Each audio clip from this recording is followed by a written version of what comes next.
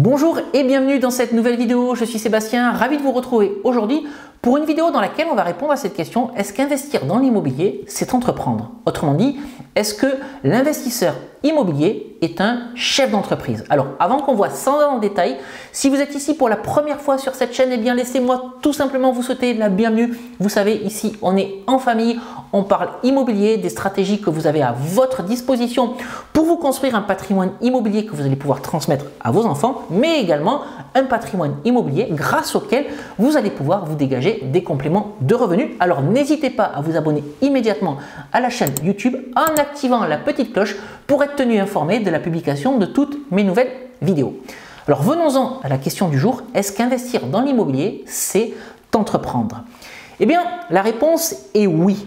Pourquoi? Parce que quand on fait de l'immobilier, eh bien, il faut partir du principe qu'on a un produit à vendre. Alors, ce produit, c'est quoi? Eh bien, c'est un bien immobilier, si on est dans une logique d'achat-revente, par exemple, mais ce produit que vous avez à vendre, ça peut être un service si vous faites de la location courte durée ou si vous faites de la location plus traditionnelle, entre guillemets. Ce service, eh bien, c'est le bien immobilier que vous allez proposer à la location.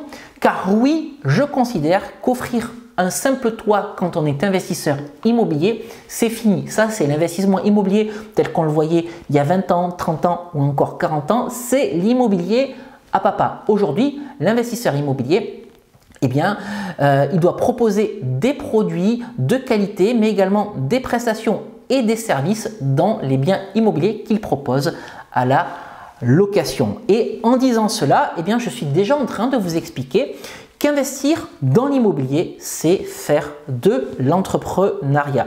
Les locataires, quelle que soit leur forme, quels que soient les modes d'exploitation que vous pratiquez, ne sont pas de simples locataires, ce sont des clients. Alors on le comprend très bien quand on fait de la location courte durée. Toutes les personnes, tous les voyageurs qui vont passer un court séjour dans vos logements, ce sont des clients. Mais lorsque vous avez des locataires traditionnels, lorsque vous proposez de la location nue ou encore de la location meublée ou encore de la colocation, vos locataires ne sont pas simplement vos locataires, ce sont des clients. Et même si vous avez un seul petit bien immobilier qui s'appelle place de parking ou garage boxé, croyez-moi, vous êtes des chefs d'entreprise. Alors faisons le point. Vous voulez investir dans l'immobilier, vous avez besoin de la banque pour faire financer votre projet immobilier. Vous allez avoir des recettes. Les recettes, ça va être quoi? Ça va être les loyers. Et en face de ces recettes, vous allez avoir des charges. C'est quoi les charges quand on fait de l'investissement locatif?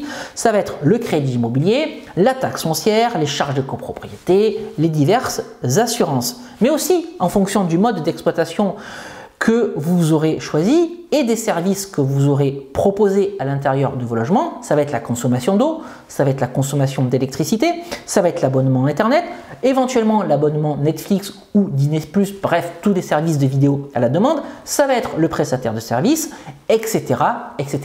La seule limite, ça va être votre imagination, parce qu'à vous de déterminer tous les services et toutes les prestations, et tous les services que vous voulez présenter à l'intérieur de vos logements. Et l'objectif, bien entendu, c'est de gagner de l'argent tous les mois et d'être rentable avec vos investissements immobiliers. Vous voyez, quand on rentre dans ces réflexions-là, ce sont des réflexions d'entrepreneurs et de chef d'entreprise. Poursuivons maintenant le raisonnement. Vous voulez faire un second achat immobilier, va falloir retourner voir la banque. Et qu'est-ce que la banque va regarder? Eh bien, elle va regarder le bilan de votre activité. Elle va regarder la trésorerie que vous aurez cumulée. Elle va regarder les recettes et elle va les comparer aux dépenses. Et surtout, elle va vérifier la pérennité de votre modèle économique. Et si elle estime que le modèle est rentable, eh bien, elle suivra sur le financement de notre investissement immobilier. Je n'ai jamais vu une banque financer des projets à perte. Ça, c'est de la science-fiction.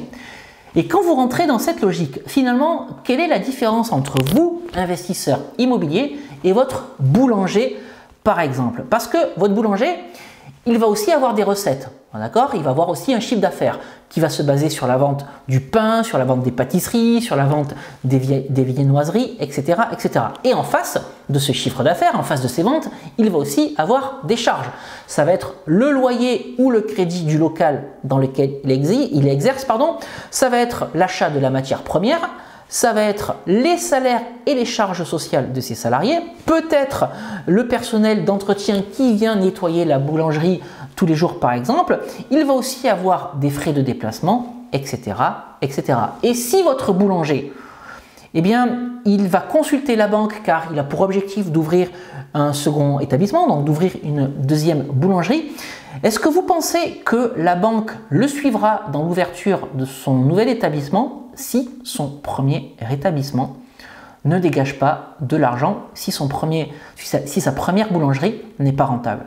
La réponse est non. La banque ne le suivra pas sur l'ouverture d'une seconde boulangerie. Eh bien, c'est exactement la même chose quand vous voulez faire de l'investissement immobilier.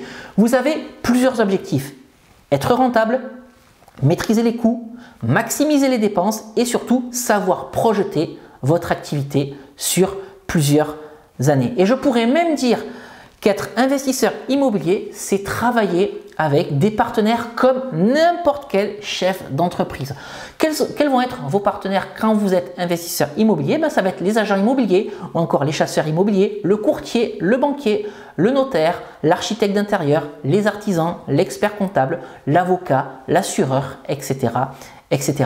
C'est un écosystème au sein duquel vous devez avoir une vision, un cap et surtout une capacité à vous adapter en permanence parce qu'à partir du moment où vous dirigez une entreprise, eh bien, vous devez être capable de vous adapter. Et croyez-moi, je vais le redire encore une fois pour que les idées soient bien claires, même si vous avez une seule place de parking à louer, considérez-vous comme un chef d'entreprise.